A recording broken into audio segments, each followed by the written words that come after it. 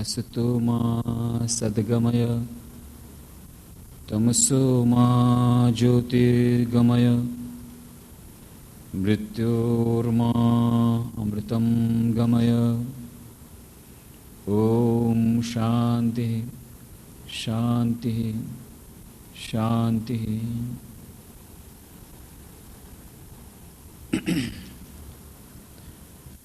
एकाग्रता અને ધ્યાન એ વિષય પર આપણે 155 જે ચર્ચાઓ કરી છે તેમાં એકાગ્રતા અને ધ્યાનનું આપણા દૈનિક જીવનમાં કેટલું મહત્વ છે, દૈનિક જીવનમાં સુખ અને શાંતિ માટે તેમજ પરમપદની પ્રાપ્તિ માટે આ બંને કેટલા મહત્વના છે, બંને વચ્ચેનો સંબંધ પરસ્પરનો શો છે, એકાગ્રતા પ્રાપ્ત કરવાના વિભિન્ન ઉપાયો, એકાગ્રતા ધ્યાનનો અભ્યાસ કરવા જતાં જે વિભિન્ન અંતરાયો આવે છે તેનું અતિક્રમણ આપણે કેવી રીતે કરી શકીએ, ધ્યાનના વિભિન્ન પ્રકારો, ધ્યાન અને પ્રાર્થના, ધ્યાન અને મંત્રોનો જાપ, એ પરસ્પરના સંબંધો, આ બધી ચર્ચાઓ આપણે કરી અને આપણે જોયું કે આજે જે પરિસ્થિતિ આપણા નજર સામે છે, આપણે જે સમાજમાં રહ્યા છીએ ત્યારે એકાગ્રતા ધ્યાનનું મહત્ત્વ વધી જાય છે. શાશ્વત કાળથી જ એકાગ્રતા ધ્યાન એ આપણા જીવનના અત્યંત મહત્ત્વના અંગો રહ્યા છે, પણ અત્યારે આજની પરિસ્થિતિમાં આપણા માટે એ વધુ મહત્ત્વના બની ગયા છે. ગ્લોબલાઇઝેશનનો જમાનો છે, વૈશ્વિકીકરણ, અને ઘણા બધા ટેકનોલોજીકલ ડેવલપમેન્ટ થઈ રહ્યા છે ચારે તરફ. સ્વામી વિવેકાનંદજીએ વાત કરી હતી કે મને જો ફરીથી કેળવણી લેવી હોય તો હું આજે જે પ્રકારની કેળવણી આપવામાં આવે છે તેવી ન લઉં. હું સૌથી પહેલાં તો પોતાના મનને એકાગ્ર કરતા શીખું અને પછી માહિતીનો સંચય તો હું એના દ્વારા ગમે તે રીતે લઈ લઈશ. First I will try to learn how to concentrate my mind, then I can learn the facts at my own discretion. પછી તો માહિતી એ તો વેદભરમાં થઈ જશે. આજે સ્વામીજીના આ વાક્યને આપણે વધુ સારી રીતે સમજી શકીએ છીએ જ્યારે માહિતીના સંચય અથવા માહિતીને મેળવવું કેટલું બધું સરળ બની ગયું છે. સ્વામીજી ત્યારે કહેતા હતા કે જો માહિતી એ જ જો દેવતા ગણવામાં આવે, માહિતી એ જ જો મહત્વનું હોય તો પછી તો લાઇબ્રેરી એ જ મોટો દેવતા બની જાય. લાઇબ્રેરીમાં કેટલા બધા પુસ્તકો છે ને કેટલી બધી માહિતી છે. અને પછી આજના યુગમાં તો હજી લાઇબ્રેરીમાં જવાની જરૂર નથી. બસ નાનકડું પર્સનલ કોમ્પ્યુટર રાખો, પીસી, અને ઇન્ટરનેટ સાથે જોડી દો. આખા વિશ્વની કેટલી બધી બાતમી તમને એક ફિંગરપ્રિન્ટ પણ મળી જશે. ઇન્ટરનેટ દ્વારા કેટલી બધી જાતની માહિતી ઘર બેઠા તમારા નાનકડા રૂમમાં, એર કન્ડિશન રૂમમાં બેસો, ઇન્ટરનેટમાં પર્સનલ કોમ્પ્યુટરમાં મળી જશે. રામકૃષ્ણ મિશન પણ હવે ઇન્ટરનેટમાં આવી ગયું છે. કદાચ ખ્યાલ હશે, ઇકોનોમિક ટાઈમ્સમાં સમાચાર આવ્યા કે પહેલી એવી ધાર્મિક સંસ્થા છે, સોશિયો રિલિજિયસ સંસ્થા, કે જે ઇન્ટરનેટમાં આવી ગઈ છે. વેબ પેજ એમાં આવી ગયું અને એક સંસ્થાએ એને સ્પોન્સર કર્યું. તો રામકૃષ્ણ મઠ મિશનના જેટલા શાખા કેન્દ્રો છે એના ફૂલ એડ્રેસ, રામકૃષ્ણ મઠ મિશનની પ્રવૃત્તિઓ કેવી રીતે પ્રારંભ થયો, હેડક્વાર્ટર્સ બેલુર મઠ, આ બધું ઘરમાં બેઠા બેઠા આખા વિશ્વમાં ગમે તે વ્યક્તિને જેની પાસે કોમ્પ્યુટર છે અને ઇન્ટરનેટનું કનેક્શન છે એ મેળવી શકશે. તો માહિતીનો સંચય એ હવે આપણા માટે, એના માટે થઈને સ્કૂલ કોલેજમાં હવે જવાની જરૂર નહીં પડે. સાચી કેળવણી જે મેન મેકિંગ એજ્યુકેશન જે કહેતા હતા Swamiji, a man making education, character building એજ્યુકેશનનો એક મહત્વનો ભાગ છે મનને કેળવવું. જ્યાં સુધી મન પર આપણો કાબુ નહીં હોય, મનના આવેગો આપણા કાબુમાં નહીં હોય, ત્યાં સુધી આપણી કેળવણી ગમે એટલી એકેડેમિક બ્રિલિયન્સ હશે, બધા ક્ષેત્રોમાં કદાચ સફળતા મેળવી હશે, તો એનો કોઈ લાભ આપણને આપણા જીવનમાં નહીં પહોંચે, એનાથી સુખ શાંતિ નહીં મળે. એક બેન આવ્યા હતા 3-4 દિવસ પહેલા, રડતા હતા, ખૂબ સમસ્યા. કઈ સમસ્યા? તો કેટલી બધી પૂછ્યું, બધું બરાબર છે. એક જ સમસ્યા, નાનકડી દીકરી છે, એ દરરોજ કહે છે હું ઝેર પીને મરી જઈશ. બસ આ એક જ સમસ્યા. શું? તો કે ના, મને દરરોજ એને જે જોઈએ છે એ મેળવવું જોઈએ, જે જોઈએ એ આપવું જ પડે, કારણ કે એની ફ્રેન્ડ્સે લીધું તો એને આપવું પડે. એના પપ્પાની ઇન્કમ ઓછી, બાકી જેની સાથે ભણે છે એ લોકોના બધા ઉપરની કમાણીવાળા હશે, પણ આને તો કહે છે મને લાવો નહીં તો હું ઝેર પીને મરી જાઉં. બસ કોઈ જાતના મન ઉપરનો કોઈ કાબુની ટ્રેનિંગ કે મનના આવેગોને કેવી રીતે પરિચાલિત કરવા એ ટ્રેનિંગ નથી. એકેડેમિક બ્રિલિયન્સ છે, કોમ્પિટિશનમાં ફર્સ્ટ બધેકમાં, પણ મન ઉપર કોઈ કાબુ નથી. બસ મને જે જોઈએ છે મળવું જાય, નહીં તો પછી હું મરી જાઉં. કમસે કમ આવી જાતની એ ચિંતા તો કરાવે જ છે. મળશે કે નહીં પછીની વાત છે, પણ અત્યારે તો ચિંતા કરાવે છે બધાને કે લાવવા ક્યાંથી, દરરોજ નવા નવા પૈસા, દરરોજ એવી આઈટમ ક્યાંથી લાવવી. પણ મુખ્ય વાત છે કે કેળવણીનું જે મુખ્ય અંગ છે કે મનને કેળવવું, કે મન ઉપર કોઈ જાતનો કાબુ નહીં હોય તો પછી પોતાના મન ઉપર જો નહીં હોય તો બીજાના માટે પણ તમે સમસ્યારૂપ બની જશો. એ આવા કેટલા બધા ઉદાહરણો આજે જોવા મળે છે. ટેલિવિઝનની પણ આપણે વાત કરી હતી કે ટેલિવિઝન જોઈને વાયલેન્ટ બની રહ્યા છે, હિંસાનું કેટલું બધું એ લોકોમાં આવી રહ્યું છે. કારણ કે ક્યારેક ને ક્યારેક તો એક્સપ્રેસ કરવું પડે, આ બધું લીધું છે અંદર, ક્યારેક તો બહાર કાઢવું પડે. તો ઠીક છે, નાના ભાઈ ઉપર જ કાઢો, લગાવો. પહેલાં તો તમાચાથી મારતા હતા, હવે દંડાથી મારો. કેમ? વાયલન્સમાં ત્યાં જોયું છે પિક્ચર ઉપર, ક્યાંક તો બહાર પાડવું પડશે. તો આવેગોની ટ્રેનિંગ એ દેવાતી નથી, મનને કેળવણી એ દેવાતી નથી. સ્વામીજી કહેતા હતા મનની કેળવણી એ આપણી શિક્ષણનું મહત્વનું અંગ બની રહેવું જોઈએ, એ દેવાતું નથી. પણ હવે ધીરે ધીરે શિક્ષણ બધું સમજી રહ્યા છે. વિશેષ કરીને આપણા ગુરુકુળોમાં પ્રાચીન કાળથી એકાગ્રતા, ધ્યાન, મનની કેળવણી એ અત્યંત મહત્વનું અપાતું. પણ આજે આપણે આ સેક્યુલરિઝમના બહાના હેઠળ આ બધી જાતની ટ્રેનિંગ બાદ કરી દીધી, જેને કારણે આજે આપણા બાળકો અને આખો સમાજ એનું ફળ ભોગવી રહ્યું છે. જે કંઈ આ ચારે તરફ જોવા મળે છે આ બધું એનું જ ફળ છે, કેળવણીનું ફળ છે. સાચી કેળવણીનો અભાવ છે. તો હવે આ મનની એકાગ્રતા અને ધ્યાનનો જે અભ્યાસ, જે શિક્ષણમાં કેટલો મહત્વનો છે એનો ધીરે ધીરે મહત્વ બધા સમજી રહ્યા છે. આપણે વાત કરી હતી અંધારે એસ જોવા, એમણે ત્યાં રિસર્ચ કરી, એક્સપેરિમેન્ટ કર્યા હોલેન્ડમાં, અને સ્કૂલમાં જોયું કે જે લોકોને આ એકાગ્રતાનો અભ્યાસ કરવામાં આવ્યો, 1 વર્ષ પછી એ લોકોનું કમ્પેરિઝન કરવામાં આવ્યું, તુલના કરવામાં આવી, તો જે લોકોને આવી રીતે એકાગ્રતા, ધ્યાનનો અભ્યાસ કરવામાં આવ્યો હતો એ લોકો ભણવા ગણવામાં તો આગળ વધ્યા, ખેલકૂદમાં આગળ વધ્યા, દરેક રીતે એ લોકોનું પરફોર્મન્સ સારું રહ્યું. અને આવી જ રીતે હાર્વર્ડ યુનિવર્સિટીમાં એ હર્બર્ટ બેન્સન, ડૉક્ટર હર્બર્ટ બેન્સન, એમણે બધા પ્રયોગ કર્યા અને જોયું કે આ ધ્યાનના કેટલા બધા લાભો મળે છે, કેટલા બધા બેનિફિટ્સ મળે છે. અને ધ રિલેક્સેશન રિસ્પોન્સ નામનું પુસ્તક એમણે લખ્યું, ને એમાં એ બધું એમણે આખું એ નોટ કર્યું છે. તો આવી રીતે વિભિન્ન સંસ્થાઓમાં આ રિસર્ચ ચાલી રહી છે, અને યુરોપના કેટલાક શાળા કેન્દ્રોમાં, ઇંગ્લેન્ડમાં કેટલીક શાળાઓમાં આ ધ્યાન એક મહત્વનું અંગ બની રહ્યું છે.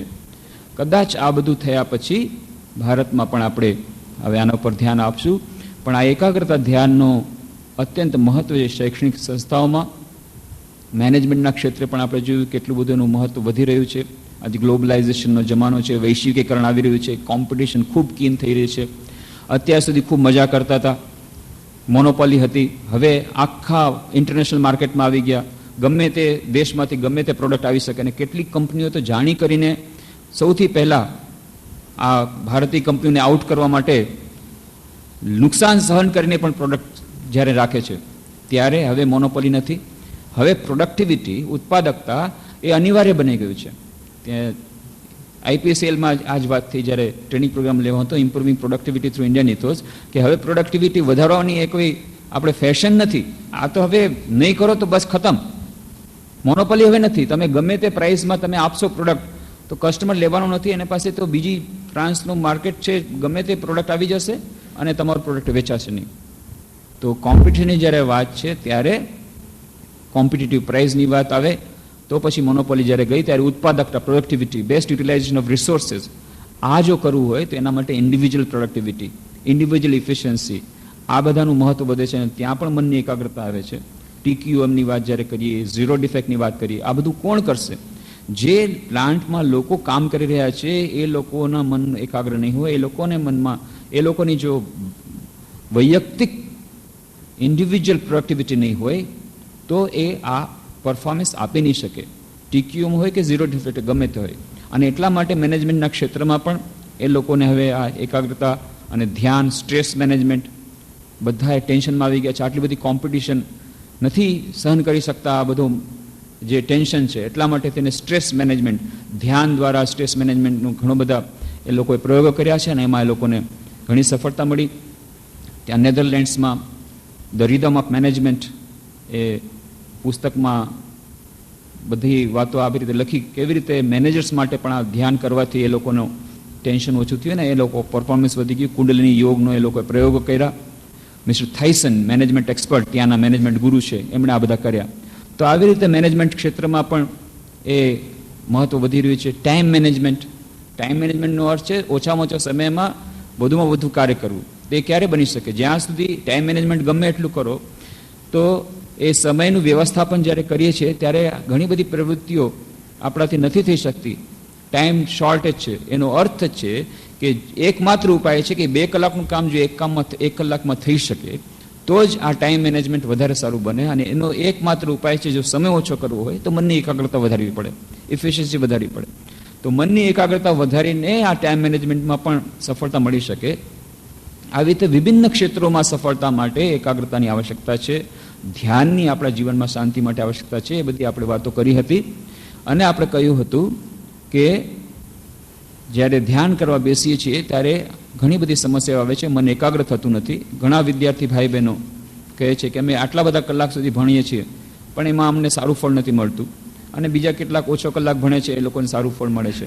એવી જ રીતે કેટલાક સાધકો કહે છે અમે આટલા બધા કલાક ધ્યાન કરીએ છીએ પણ કાંઈ મળતું નથી. કેટલાક સાધકો બહુ જ ઓછું ધ્યાન કરે છે તેમ છતાં એમને મનમાં શાંતિ મળે છે અને ફળ મળે છે. એનું કારણ શું છે?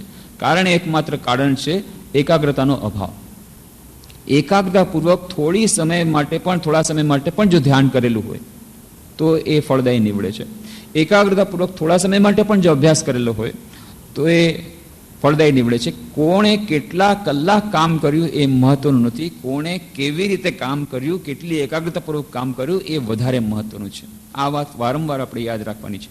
કોણે કેટલા કલાકો સુધી કામ કર્યું એ મહત્વનું નથી, કોણે કેટલા કલાક સુધી ભણવાનું કર્યું એ મહત્વનું નથી, કોણે કેટલા કલાક સુધી ધ્યાન કર્યું એ મહત્વનું નથી, પણ કોણે કેટલી એકાગ્રતાપૂર્વક કેવી રીતે ધ્યાન કર્યું કે કાર્ય કર્યું એના ઉપર સફળતાનો આધાર છે. જીવનના પ્રત્યેક ક્ષેત્રમાં સફળતા માટે એકાગ્રતાની આવશ્યકતા છે. અને આધ્યાત્મિક ક્ષેત્રમાં તો એકાગ્રતા અનિવાર્ય છે. કેમ? ગમે તે યોગ માર્ગે જતો હોય, કર્મયોગના માર્ગે જતો હોય તો એને પણ ઓછામાં ઓછા સમયમાં વધુ કામ કરવું પડે, અનાસક્તિપૂર્વક કામ કરવું પડશે, તો એના માટે પણ એકાગ્રતાનો અભ્યાસ. ભક્તિ યોગી હોય એને પણ પોતાના ઈષ્ટ દેવતાનું ચિંતન કરવું પડે, એના માટે પણ એકાગ્રતા. જ્ઞાન યોગી હોય એને પોતાના બ્રહ્મ સ્વરૂપનું ચિંતન કરવાનું છે એકાગ્રતાપૂર્વક, એના માટે પણ એકાગ્રતા. અને જો રાજયોગી હોય તો રાજયોગીનું તો લક્ષ્ય જ છે પૂર્ણ એકાગ્રતા. એ જ એકમાત્ર લક્ષ્ય છે. યોગશ ચિત્તવૃત્તિ નિરોધ. ચિત્તવૃત્તિનો નિરોધ એ જ યોગ છે. રાજયોગનું લક્ષ્ય છે કે જ્યારે ચિત્તવૃત્તિનો નિરોધ થઈ જાય એવી મનની સ્થિતિ પ્રાપ્ત કરવી, સંપૂર્ણ એકાગ્રતા, એ રાજયોગનું લક્ષ્ય છે. જેટલા સાધકો થઈ ગયા, મોટા મોટા સંતો થઈ ગયા, બધાના જીવન ચરિત્ર આપણે જો એનું અધ્યયન કરીએ તો જોઈશું કે એમના સફળતા માટે પણ એ જવાબદાર હતું એકમાત્ર તત્વ એકાગ્રતા. વિશેષ કરીને રહસ્યવાદીઓ જે છે, પછી મુસ્લિમ હોય, સંત એ ક્રિશ્ચિયન સંત હોય કે મુસ્લિમ સંત હોય કે હિન્દુ ધર્મના સંતો હોય, જે મિસ્ટિક્સ છે, રહસ્યવાદીઓ છે, એ લોકોની બધાની સફળતાની પાછળ એકાગ્રતા જ એ લોકોના પાછળનો એક મૂળભૂત એક મુદ્દો હતો, જેને કારણે તે લોકો સફળતા મેળવી શક્યા. પણ આપણે જોઈએ છીએ કે જ્યારે આપણે ધ્યાન કરવા બેસીએ છીએ ત્યારે મન એકાગ્ર થતું નથી. અને જેમ સ્વામીજીએ આપણને બતાવ્યું કે ધ્યાનની આપણે વાત કરી રહ્યા હતા કે ધ્યાનના વિભિન્ન પ્રકારોની વાત કરી, અને પછી આપણે કહ્યું કે ખરેખર આપણે જો ધ્યાનમાં આગળ વધવું હોય તો આપણે કોઈ વ્યક્તિગત રીતે કોઈ ગુરુના માર્ગદર્શન હેઠળ જ આગળ વધવું જોઈએ. પણ જ્યાં સુધી કોઈએ ગુરુ નથી બનાવ્યા ત્યાં સુધી સ્વામી વિવેકાનંદ પાસેથી થોડાક પ્રારંભિક માર્ગદર્શન પ્રમાણે થોડુંક ધ્યાન કરી શકે છે. ધ્યાન તેની પદ્ધતિ પુસ્તકમાંથી આપણે થોડું વાંચન કરીએ છીએ. એકાગ્રતાનું મહત્વ કેટલું છે અને એકાગ્રતા પ્રાપ્તિના ઉપાયો એ રામકૃષ્ણ જ્યોતના જુલાઈ અને ઓગસ્ટના સંપાદિત અંકમાં આપ્યું છે. અને એના જૂનના અંકમાં ધ્યાન તેની પદ્ધતિ એમાંથી આપણે વાંચન કરી રહ્યા હતા કે સ્વામીજીએ કહ્યું હતું કે જ્યારે આપણે ધ્યાન કરવા બેસીએ તો સર્વ પ્રારંભિક સોપાન તરીકે સ્થળનું બહુ મહત્વ છે. સારું સુંદર સ્થળ હોય તો સારું.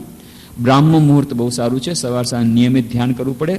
અને પછી પહેલો પાઠ સ્વામીજી આપે છે, થોડો સમય માત્ર બેસી રહો અને મનને દોડવા દો. તમે ફક્ત બેઠા બેઠા જોયા કરો. કહેવત છે કે જ્ઞાન એ જ શક્તિ છે અને એ વાત સાચી છે. જ્યાં સુધી તમે જાણો નહીં કે મન શું શું કરે છે ત્યાં સુધી તમે તેને કાબૂમાં ન લઈ શકો. તેની લગામ છૂટી મૂકી દો. મનમાં અનેક ઘૃણાજનક વિચારો આવશે. એ જોઈને તમને આશ્ચર્ય થશે કે તમને આવા વિચારો આવ્યા, પણ તમને જણાશે કે દિવસે દિવસે મનના ઉછાળા ઓછાને ઓછા થતા જાય છે. દિવસે દિવસે તે વધુને વધુ શાંત થતું આવે છે. તો આ ઘણા બધાનો અનુભવ છે કે જ્યારે ધ્યાન કરવા બેસીએ છીએ, શરૂઆતમાં થોડાક દિવસો બહુ સારું લાગે છે, પણ અચાનક જોઈએ છે કે આવી રીતના બહુ જ અટપટા વિચારો, ખરાબ વિચારો ધ્યાન સમય જ આવે છે, બીજા સમયે ધ્યાન સમય જ આવે છે. કોઈ દિવસ ન વિચાર્યા હોય એવા બધા વિચારો આવે છે. તો ક્યાંથી આવે છે? આ વિચારો આવે છે આપણા અચેતન મનમાંથી. તો ચેતન મન, કોન્શિયસ માઇન્ડમાં આપણે આપણા વિચારો કોઈ દિવસ નહોતા કર્યા, પણ ભંડાર ઘરમાં અચેતન મનમાં આ બધા પડ્યા હતા. જેમ આઈસબર્ગની વાત આપણે કરી હતી કે આઈસબર્ગ, હિમશિખાઓ સમુદ્રમાં તરે છે. એ ઉત્તર ધ્રુવમાંથી બધી તૂટેલા એ પહાડો, મોટા મોટા બરફના પહાડો એમાં તરતા તરતા આવી જાય જ્યારે થોડી ગરમી આવે. અને એવડી મોટી મોટી હિમશિખાઓ હોય છે, 400 ફૂટ ઊંચી, એ ક્યારેક ક્યારેક એનાથી પણ ઊંચી, એટલી ઊંચી હિમશિખા હોય. પણ સમુદ્રમાં તરતી હોય ઉપર તો નાનકડો ભાગ દેખાય. ટીપ ઓફ ધ આઈસબર્ગ એ તો બહુ નાનકડો હોય. અને એટલા જ માટે જહાજવાળાને ખબર ન પડે, એનાથી ટકરાઈ જાય અને જહાજના ભૂકા બોલી જાય. ટીટાન નામના જહાજ, એ તો બહુ ફેમસ થઈ ગયું કે ટીટાન નામના જહાજ, આવડું મોટું જહાજ ભાંગીને ભૂક્કા થઈ ગયા. એવડી મોટી મોટી હિમશિખાઓ હોય છે. તો એનો 8મો ભાગ જ ઉપર દેખાય, બાકીનો ભાગ તો નીચે સમુદ્રમાં હોય, દેખાય નહીં. અને એટલા માટે હવે આજકાલ તો એ લોકો એના માટેના વિશેષ યંત્રો ગોઠવી રહ્યા છે કે જેથી આ હિમશિખાઓની ખબર જહાજોને પડે. આપણા મનનું પણ આ જ છે. બહાર દેખાય છે જે મન ચેતન મન, એ તો નાનકડો હિસ્સો છે. મોટો હિસ્સો મનનો એ અચેતન મન છે, જેને અજ્ઞાત છે, જેને આપણે જાણતા નથી. અનકોન્શિયસ માઇન્ડ, અથવા પહેલા એને સબકોન્શિયસ માઇન્ડ કહેવામાં આવતું હતું, હવે એને અનકોન્શિયસ માઇન્ડ મોડર્ન સાયકોલોજીસ્ટ કહે છે. આ અનકોન્શિયસ માઇન્ડ, અચેતન મનમાં કેટલી જાતના વિચારો, કેટલી જાતની વૃત્તિઓ બધી પડેલી છે. ડૉક્ટર સિગમન્ડ ફ્રોઇડ, સાયકોએનાલિસિસ, જેમણે સાયકોએનાલિસિસ નામની પદ્ધતિ એ પ્રારંભ કર્યો, એનો મોડર્ન સાયકોલોજીસ્ટ થઈ ગયા પાછલી સેન્ચુરીમાં. બહુ જ એમનું મહત્વનું પ્રદાન છે મોડર્ન સાયકોલોજીમાં. આધુનિક પાશ્ચાત્ય મનોવિજ્ઞાનમાં એમ મોટું પ્રદાન છે. ઘણો મોટો એને સંસારનો લાભ પહોંચાડ્યો. અચેતન મન ઉપર એમણે ઘણા એક્સપેરિમેન્ટ્સ કર્યા અને આ અચેતન મનનું ઇમ્પોર્ટન્સ બતાવ્યું આખા સમાજને કે અચેતન મનમાં કેટલું બધું છે અને જે મૂળભૂત પ્રવૃત્તિઓ કેવી રીતે કેમ માણસ કરે છે એનું પણ એમણે માર્ગદર્શન કર્યું. આવી રીતે એમણે ઘણો ઉપકાર કર્યો, પણ નુકસાન પણ એટલું જ કર્યું. એમની કેટલીક અટપટી એવી ધારણાઓ હતી જેમને છેવટ સુધી એમણે છોડી નહીં, અને જેને કારણે સંસારનું ઘણું મોટું નુકસાન થયું, જગતનું ઘણું મોટું નુકસાન પણ થયું. પ્રદાન પણ મોટું, નુકસાન પણ મોટું. એરિક ફ્રોમ, જે આપણા વર્તમાનના થોડાક સમય પહેલા જ એમનું મૃત્યુ થયું, એરિક ફ્રોમ, આધુનિક મનોવૈજ્ઞાનિક, એમણે બહુ સુંદર પુસ્તક લખ્યું છે, the greatness and limitations of Freud's thought. ફ્રોઇડના વિચારોની મહાનતા પણ શું છે અને એના લિમિટેશન્સ પણ શું, સીમાઓ શું, બધું એમણે બસ સુંદર સમજાવ્યું છે.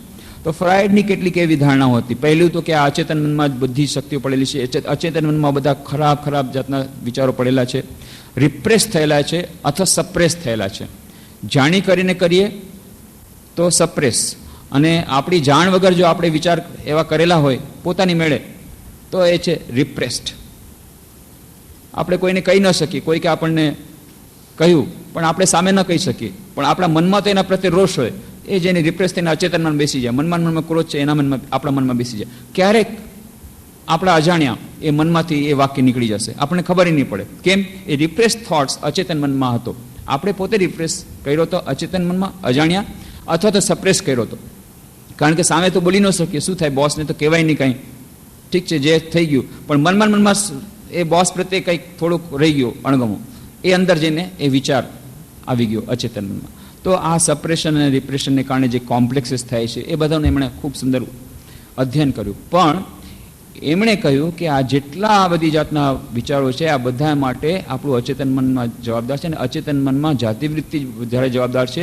અને જે કંઈ છે એનું એક્સપ્લેનેશન આપણા બાળપણના એક્સપિરિયન્સ ઉપર આધારિત છે. બાળપણના. કેમ? કારણ કે બાળપણથી તો પાછળ એ લોકો જઈ નથી શકતા, તો કેટલીક અટપટી જાતના એમાં સિદ્ધાંતો બહાર પડે છે. આ બધા એનું વિશ્લેષણ જ્યારે કર્યું ત્યારે ખબર પડી. એટલે એડલર અને ડૉક્ટર કાર્લ યુંગ એ લોકોએ તો છેડો ફાડી નાખ્યો. પોતે એના સાથીદારો હતા ફ્રાયડના, પણ એમણે છોડી દીધા. એમણે પાછી નવી જાતની પોતાની થિયરી શરૂ કરી. આવી રીતે પાશ્ચાત્ય મનોવિજ્ઞાનમાં પણ હવે ઘણી જાતના ડેવલપમેન્ટ્સ થઈ રહ્યા છે. પણ એરિક ફ્રોમ, અબ્રાહમ માસ્લો એવા ઘણા મનોવૈજ્ઞાનિકો છે હ્યુમનિસ્ટિક સાયકોલોજીમાં માની રહ્યા છે, માનવીય મનોવિજ્ઞાન. અને એ લોકો એ જે ભારતીય મનોવિજ્ઞાન છે એના ઘણા બધા સિદ્ધાંતોને હવે અપનાવી રહ્યા છે. જેમ કે પાશ્ચાત્ય મનોવિજ્ઞાન નહોતું માનતું, પૂર્વજન્મ સંસ્કારોમાં માનતું હતું, પાશ્ચાત્ય મનોવિજ્ઞાનમાં નહોતું માનતું. ભારતીય મનોવિજ્ઞાન, ભારતમાં તો આપણે એકાગ્રતાનો અને આ જે મનની વાતો એ તો કેટલા હજારો વર્ષો પુરાની છે. પતંજલિ યોગસૂત્રનું મોટું સાયન્સ છે આના ઉપર, વિજ્ઞાન. પતંજલિ યોગસૂત્રમાં એમણે આનું આખું વિજ્ઞાન આપણે આપેલું છે. એ બધું આપણને સિસ્ટમેટિકલી ત્યાં પાશ્ચાત્ય વિજ્ઞાનમાં નથી મળતું. એકાગ્રતાની કેવી રીતે, એ એકાગ્રતાનું વિજ્ઞાન, મનોનિગ્રહનું વિજ્ઞાન બધું આપણને મળે. બીજી વાત કે અચેતન મનની વાત આપણે પણ સ્વીકારી છે, પણ આપણે કહ્યું છે કે ભારતીય મનોવિજ્ઞાન કહે છે કે અચેતન મનમાં જે સંસ્કારો છે એ સંસ્કારોની વાત એ લોકો સમજી જ નથી શકતા. પણ આ બધા સંસ્કારો છે, એ વૃત્તિઓ જે બીજું કંઈ નહીં, વિચારો બીજું કંઈ નહીં, એ સંસ્કારો રહેલા છે. અને એમાં પૂર્વજન્મના પણ સંસ્કારો રહેલા છે. ઘણા બધા જાતના સંસ્કારો રહેલા છે. એક. બીજું, પાશ્ચાત્ય મનોવિજ્ઞાન માને છે કે આ સંસ્કારો બધા ખરાબ જ ખરાબ છે. પણ ભારતીય મનોવિજ્ઞાન માને છે કે ના, બંને જાતના સંસ્કારો પડેલા છે. જે કોઈ કામ આપણે કરીએ છીએ, ગમે તે કાર્ય આપણે કરીએ, એ કાર્યના બે પ્રકારના પ્રભાવ પડે છે. એક, વિપાક રૂપે આખા વિશ્વમાં એનો પડઘો પડે છે. જો કોઈ સારું કામ કર્યું હોય તો કોઈને કોઈ દિવસે એનું ફળ એ વિપાક થઈ અને પાછું આપણને મળે છે. કોઈને 4 રૂપિયા આપ્યા હશે, દાન કર્યું હશે, તો વ્યાજ સહિત 8 રૂપિયા ક્યારેક તમને મળશે. આ છે બહારનું ફળ. જ્યારે કોઈ પણ કાર્ય કરીએ છીએ ત્યારે એનું ફળ અવશ્ય મળે છે, આ કર્મનો સિદ્ધાંત છે. પણ એની સાથે સાથે બીજું પણ કામ થાય છે. જ્યારે કોઈ પણ આપણે કામ કરીએ છીએ ત્યારે એની મનમાં એની છાપ પડે છે, જેને આપણે સંસ્કાર કરીએ છીએ. અને આ સંસ્કાર બીજ રૂપે આપણા અચેતન મનમાં જઈને સમાઈ જાય છે. જ્યારે સમય આવે ત્યારે બહાર પડે છે. તો જ્યારે સારા કામ કર્યા હોય છે એના સારા સંસ્કાર પડે છે, ખરાબ કામ કર્યા હોય તો ખરાબ સંસ્કાર પડે છે. જેમ કે કોઈએ સિગરેટ પીધી, તો સિગરેટ પીવાને લીધે જે ધુમાડો ગયો, એ ધુમાડાને લીધે સામેવાળી વ્યક્તિને બહુ મુશ્કેલ પડી, તો એણે તમને ગાળો આપી, આ એનું એક ફળ થયું. અથવા તો એને કારણે જે એન્વાયરમેન્ટમાં જે આ બહારનું વાતાવરણ બગડી ગયું, એને કારણે કોઈકનું સ્વાસ્થ્ય ખરાબ થઈ ગયું, કોઈકને કેન્સર થઈ ગયું, જે કંઈ થયું એમાં તમે જે કન્ટ્રીબ્યુશન આપ્યું એનું ફળ તમને ક્યારેક મળશે. તમને જ કેન્સર થશે કે જે કંઈ થશે, આ છે પહેલું ફળ. બીજું, જ્યારે સિગરેટ આવી રીતે પીધી ત્યારે એનું મનમાં એક સંસ્કાર થઈ ગયા. એ સંસ્કાર બે રૂપે, એક કર્મ બીજ રૂપે એટલે કે મેમોરી, સ્મૃતિ રૂપે, અને એક વાસના રૂપે. હવે જ્યારે તમે થોડાક વખત પછી જ્યારે સિગરેટ જોશો, કોઈ સિગરેટ પી રહ્યો છે, તરત જ તમને સિગરેટ પીવાની ઈચ્છા થશે. આ કેમ? કારણ કે એ સંસ્કાર, તમે એક સિગરેટ પીધી હતી, એ સિગરેટ પીધી હતી એની જે મજા આવી હતી, એ જે એક્સપિરિયન્સ રહી ગયો, મનમાં આવી ગયો, એને કારણે સંસ્કાર બહાર પડ્યા અને તમને થાય કે ચાલો બીજી પણ સિગરેટ સળગાવીએ. અને આ કર્મ બીજ એ સ્મૃતિ રૂપે આવે છે. જો પોતે એક્સપિરિયન્સ કરેલો હોય સ્મૃતિ રૂપે આવે, તો વાસના રૂપે આવે, અને જો ન કરેલો હોય તો સ્મૃતિ રૂપે આવે. તો કર્મ બી, આ સંસ્કાર, કોઈ પણ કાર્ય કરીએ એના બે, એના ફળ, એક બાહ્ય ફળ વિપાક રૂપે અને બીજું સંસ્કાર રૂપે. અને આવા બધા સંસ્કારો આપણા અચેતન મનમાં પડેલા છે. અને અચેતન મન એટલે અજ્ઞાત મન, આપણે એને અચેતન નથી કહેતા. એટલા માટે નથી કહેતા કે પાશ્ચાત્ય મનોવિજ્ઞાન માને છે કે આ મન એ કોન્શિયસ છે, એનો એક ભાગ અચેતન છે, અનકોન્શિયસ છે. પ્રાચ્ય મનોવિજ્ઞાન, ભારતીય મનોવિજ્ઞાન માને છે કે આખું ને આખું મન એ જળ છે, એમાં કોન્શિયસ નામની વસ્તુ જ નથી. કોન્શિયસ ચેતના એ તો આનાથી પર વસ્તુ છે, અને આ એક સૌથી મોટો ભેદ છે. પાશ્ચાત્ય મનોવિજ્ઞાનો કહે છે કે સંપૂર્ણ કંટ્રોલ, સંપૂર્ણ સંયમ એ અશક્ય છે, ઇમ્પોસિબલ. કેમ કે તમે પોતાને કેવી રીતે પોતાની રીતે કંટ્રોલ કરી શકો? તમારી જો ઈચ્છા જ નહીં હોય તો તમે કેવી રીતે કંટ્રોલ કરી શકશો? તમારું મન જ તમારા વિરુદ્ધ તમે કેવી રીતે કંટ્રોલ કરી શકશો? આ પાશ્ચાત્ય મનોવિજ્ઞાનની વિડંબના છે. એ માને છે કે આપણું મન એ ચેતન છે, એ જ માલિક છે, ને એ માલિક પોતે જ્યારે વિફરી જાય ત્યારે એને કોણ ચલાવે? માલિક જ્યારે વિફરી જાય તો માલિકને વળી કોણ ચલાવે? એટલે માલિક છે આપણું મન. પણ ના, પ્રાચ્ય મનોવિજ્ઞાન કહે છે ના, ભારતીય મનોવિજ્ઞાન કહે ના, મન, બુદ્ધિ, ચિત્ત અને અહંકાર આ ચારે મળી અને અંતઃકરણ થાય છે. અને આ અંતઃકરણ એ બધું મળી અને મનોમય કોષ અને વિજ્ઞાનમય કોષ થાય છે. 5 કોષ, પંચકોષની વાત છે. અન્નમય કોષ, પ્રાણમય કોષ, મનોમય કોષ, વિજ્ઞાનમય કોષ. પણ આ બધાની ઉપર એક છે આનંદમય કોષ. એ આનંદમય કોષની અંદર પરમ સચ્ચિદાનંદ સ્વરૂપ એક આત્મા છે, જે બધાનો કંટ્રોલર છે. અને તત્વમ અસી, તમે તે જ છો. આ છે પ્રાચ્ય મનોવિજ્ઞાન. જ્યાં સુધી આપણે આ નહીં સમજીએ ત્યાં સુધી આ એકાગ્રતા ધ્યાનનો અભ્યાસ આપણે નહીં કરીએ. કેમ? ક્યારેક ક્યારેક આપણે મન સાથે જ્યારે તાદાત્મ્ય સ્થાપી દઈએ છીએ, જ્યારે મન ખૂબ જ ખરાબ હોય છે, ખૂબ જ ખરાબ થઈ જાય, ત્યારે જો આ એક વિચાર આપણા મનમાં રહે કે હું મન નથી, સૌથી પહેલા તો મનને સમજાવવાનો પ્રયત્ન કરીએ, બધું કરીએ, તેમ છતાં મન કે હું નહીં જ માનું, તો એની સાથે છેડો ફાડી નાખવો. એક ડબ્બામાં આગ લાગી ગઈ છે ટ્રેનમાં, પ્રયત્ન કરીએ આગ બુઝાવવાનો, પણ છતાંય આગ ન બુઝતી હોય તો છેલ્લો ઉપાય છે એનું કનેક્શન કાપી નાખો, જેથી તમને આગ ન લાગે. આ ડબ્બાનું કનેક્શન જ કાપી નાખો, એ ડબ્બો અલગ થઈ ગયો. એવી રીતે પોતાનું મન જ્યારે બહુ ઉઠાપટક કરે છે કે નહીં માનું, જા, હું મન નથી, લ્યો, હું ચિદાનંદ રૂપ શિવોહમ છું. ચિદાનંદ રૂપ શિવોહમ. હું એ સચ્ચિદાનંદ રૂપ સ્વરૂપ ચિત્ત શિવ છું, પરમ આનંદમય આત્મા છું, બ્રહ્મ છું. મને આ મનથી લાગે વળગે નહીં. હું આ મન જ નથી, તો પછી મને ક્યાંથી લાગે? મન બહુ ખરાબ છે, પણ હું મન નથી. બંને રીતે આ શક્ય છે. જ્ઞાની કહે છે કે હું જ બ્રહ્મ છું, ભક્ત કહે છે કે હું એ સચ્ચિદાનંદ સ્વરૂપ જે પરમાત્મા છે એનો અવિનાશી અંશ હું છું. બંને રીતે શક્ય છે. હું બ્રહ્મ છું જે ન માનતા હોય, ઠીક છે, પણ દરેકે દરેક અદ્વૈત પ્રમાણે હું અને બ્રહ્મ એક, દ્વૈત પ્રમાણે અને વિશિષ્ટ દ્વૈત પ્રમાણે પણ આની અંદર જે જીવાત્મા છે એ જે આત્મા એ પરમાત્માનો અંશ છે, અને એ ચેતન છે, અને એ સચ્ચિદાનંદ સ્વરૂપ આત્માનો અંશ છે.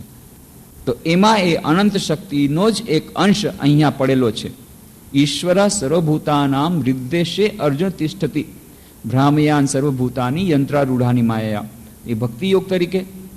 અને બીજું છે એશ સર્વેષુ ભૂતેષુ ગુણો આત્મા ન પ્રકાશતે દૃષ્ટતે ત્વગ્રયા બુદ્ધ્યા સૂક્ષ્મયા સૂક્ષ્મદર્શિભિ. એ અત્યંત ગૂઢ રીતે એ આત્મા દરેકે દરેક મનુષ્યમાં છુપાઈને બેઠેલો છે. કઠોપનિષદની વાત છે, અને કઠોપનિષદમાં જ બહુ સુંદર ઉપમા આપવામાં આવી કે આત્માનમ રથિનમ વિદ્ધિ શરીરમ રથમેવતુ. આ જે આત્મા છે એ રથી છે, અને શરીર એ રથ છે.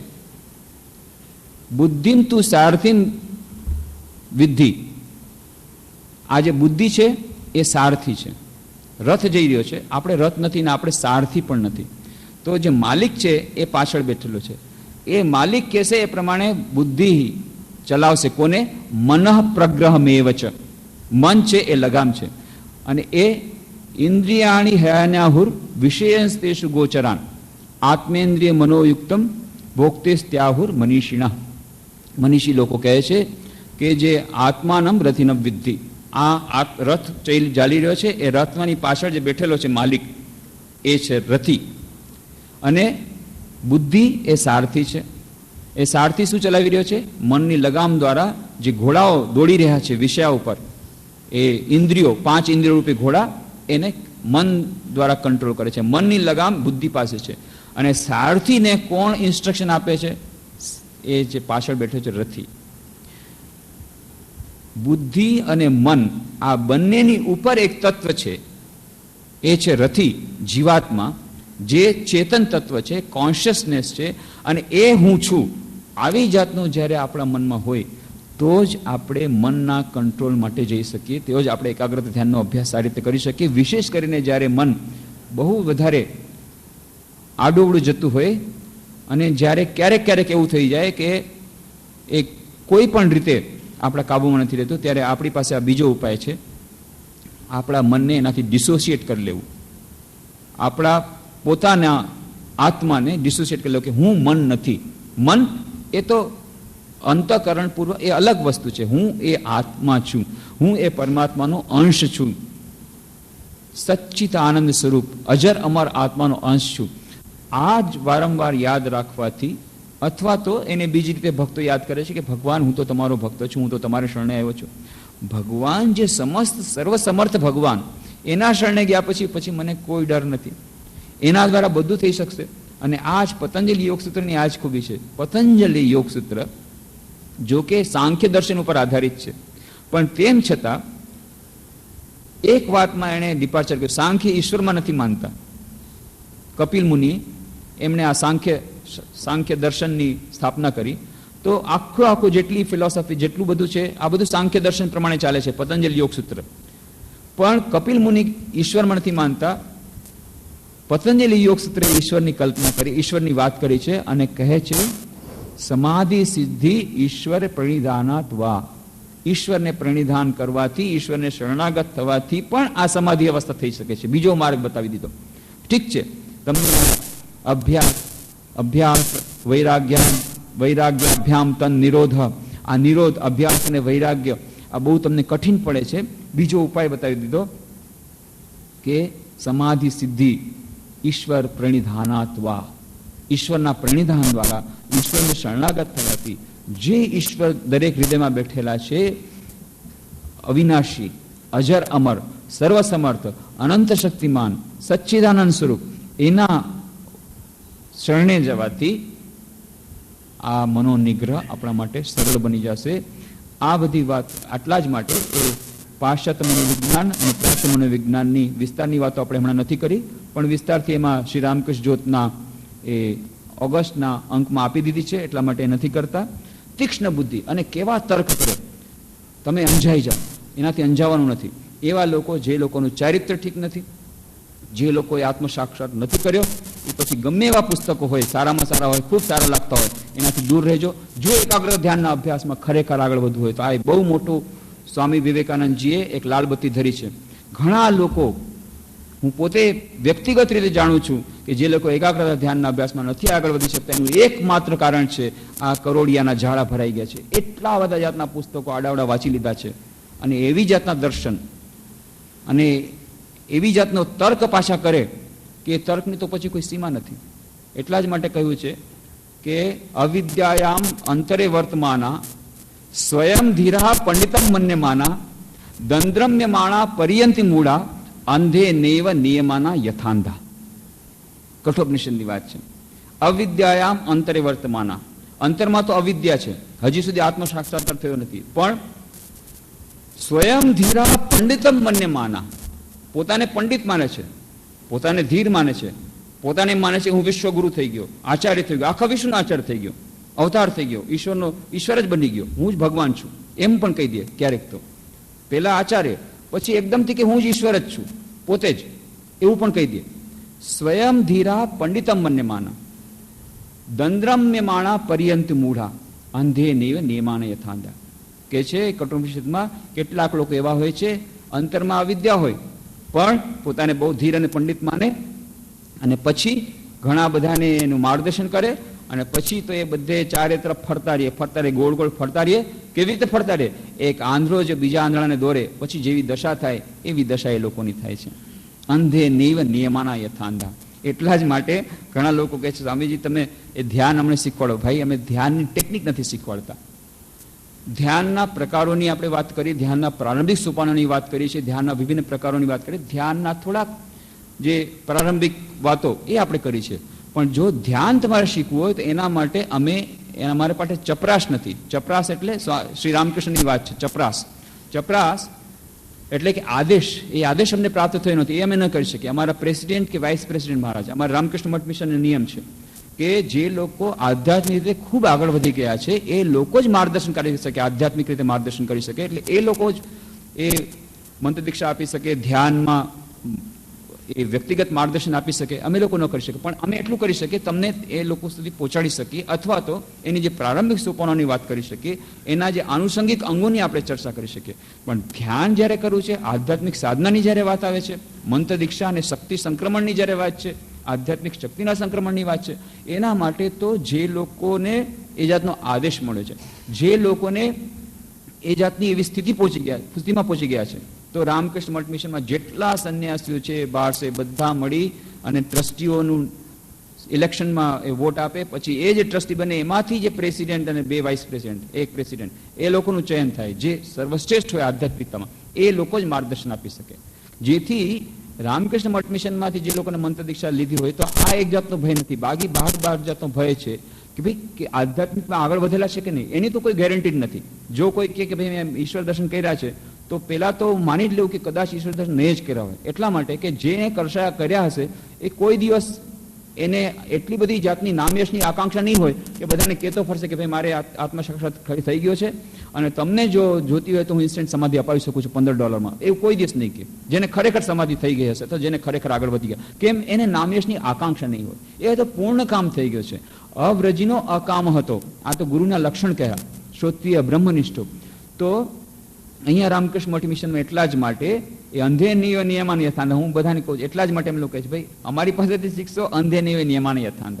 એક આંધળો બીજા આંધળાને દોરે તો બંને પડશે. એના કરતાં તમે આવો અમારે અહીંયાથી જો રામકૃષ્ણમાં તમને શ્રદ્ધા હોય, ખરેખર ધ્યાનમાં ઊંડા ઉતરવું હોય, રામકૃષ્ણ મઠ મિશનના પ્રેસિડેન્ટ વાઇસ પ્રેસિડેન્ટ પાસે તેમાં મંત્ર દીક્ષા લઈ શકો.